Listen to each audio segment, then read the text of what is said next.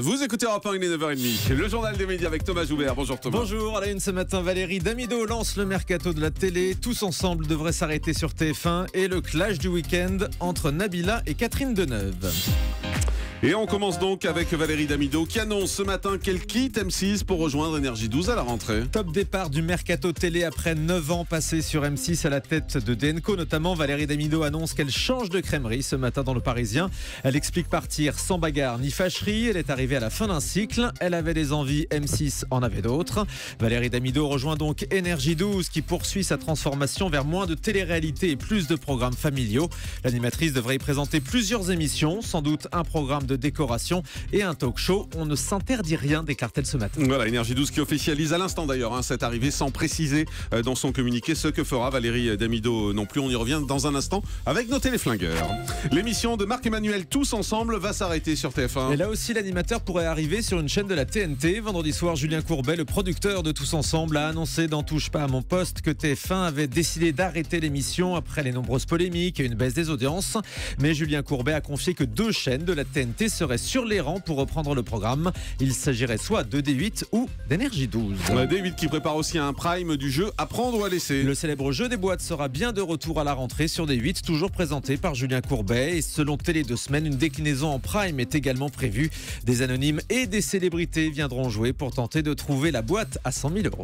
Marina Carrère-Dancos et Michel Simès évoquent leurs projets respectifs pour France Télé. Le duo de présentateurs du magazine de la santé de Allô Docteur était sur le plateau du Tube, l'émission de Canal+, samedi, interrogés sur ce qu'ils aimeraient demander à la nouvelle présidente de France Télé. Les 2 animateurs ont dévoilé leurs projets respectifs, notamment une émission littéraire pour Marina Carrère-Dancos. Moi, je voudrais qu'on puisse faire une émission pour tout le monde, c'est-à-dire qu'on puisse expliquer aux gens qui n'ont jamais lu de leur vie, qui ne lisent pas parce qu'ils disent qu'ils n'ont pas lu Zola, Proust, etc., et que donc ils ne sont pas cultivés, qui disent qu'ils aiment des livres que dans les émissions on dit c'est pas des bons livres, c'est pas intellectuel. Pour les gens qui n'ont pas d'argent, qui peuvent acheter que des livres de poche, pour tous ces gens-là, moi je veux faire une émission littéraire parce que le seul truc important dans la lecture, c'est de se faire plaisir. Il n'y a pas de bon ou de mauvais livre, il n'y a pas de livre cher ou pas cher, on se fait plaisir avec des mots. J'ai 2-3 questions à poser sur des projets que j'ai aussi depuis un moment dans les valises de France Télévisions et je ne sais pas à qui parler aujourd'hui. J'ai tourné un pilote il y a 1 an, je ne sais toujours pas s'il va être à l'antenne à la rentrée. J'ai tourné un court-métrage qui s'appelle Docteur Veto, où je joue un veto qui est à mon avis un super truc, qui est toujours dans les tiroirs. Donc voilà, j'aimerais bien qu'on nous dise un petit peu ce qu'on en fait, quoi. Voilà, et sachez que Marina Carrère-Dancos sera notre invitée demain matin sur Europe 1. France Télévisions pourrait recruter Laure Manodou et Philippe Lucas. Le duo pourrait devenir commentateur des prochains mondiaux de natation selon le journal du dimanche. Le contrat de Roxana Maracineanu n'aurait pas été reconduit. Oui, bien dit. Ouais, j'avais préparé. Les négociations... Répétez pour voir si vous vous trompez la deuxième fois. Roxana Maracineanu. Bravo. Ouais. Et donc, elle va finir votre phrase. Et bien les négociations avec Philippe Lucas et Laure Manodou seraient bien avancées et Roxana Maracineanu, faut pas le dire plus de 2 fois. Voilà, un nouveau couple arrive dans nos chers voisins sur TF1. La fiction courte va accueillir 2 nouveaux personnages prochainement, Maxime et Agathe, incarnés par les comédiens Paul Besson et Marie Facundo. Ils joueront un couple de jeunes mariés, lui un peu geek sur les bords, elle un peu gaffeuse, et personne ne sait qu'ils sont ensemble dans la série. Ils feront leur première apparition dans La Bande de voisins le samedi 23 mai prochain à 20h40 sur TF1. Et puis un point sur les séries américaines qui s'arrêtent et celles qui continuent. Oui, c'est la pleine période des renouvellements pour les chaînes américaines. On commence avec 2 surprises. L'arrêt de Forever sur ABC au bout d'une seule saison. C'est une mauvaise nouvelle pour TF1 qui vient de lancer la série en France et qui marche très bien pour le moment.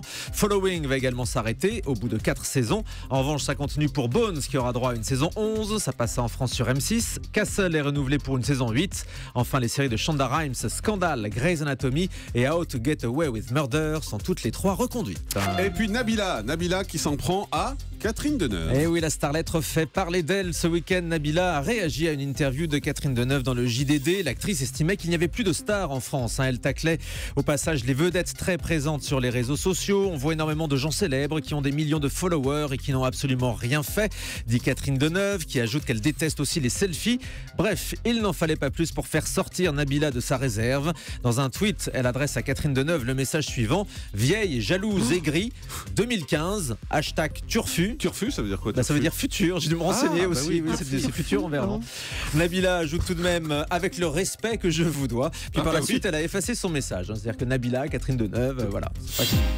Allez, on termine avec le chiffre du jour. De 800 à 1500 euros, ce serait le cachet des artistes de Star 80 pour chaque concert de la tournée.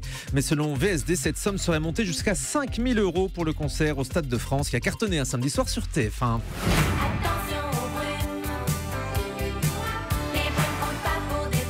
Si, si.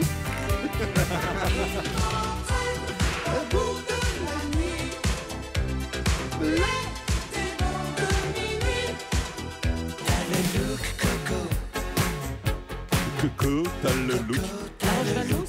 La Roche-Valmont. Bah oui, il était venu dans la spéciale. T'as le look qui te colle à la peau. Mais joue pas avec moi. Car l'amour, ça plaisante pas. Joue pas. Vous avez regardé les années 80 Non, samedi j'ai soir pas pu. J'étais invitée. Chez qui? Chez qui? Bah oui. Non, mais enfin. Ah, Sabrina. Ah ouais. Ah, c'était la plus grande poitrine des années 80, ça, Sabrina. Merci beaucoup, Thomas Joubert. Et son livre, on peut rappeler son livre, Bah, Thomas, rappelez-le. sur les années 50. Les années 50. Non, ça c'est un autre livre. Oh, bah, zut, C'est alors, pas sur les années je veux lui 50. faire un petit cadeau, une petite promo. Les années top et je me plante. 50. Les années top Voilà. 50, Aux les éditions années Grund. Toujours 80, disponible. voilà. Effectivement, merci beaucoup Julie pour ces précisions qui étaient utiles en tout cas. Ça fait avancer les choses. Les gens vont aller chercher le livre sur les années Mais 50. oui, le livre de Thomas Joubert. Bah,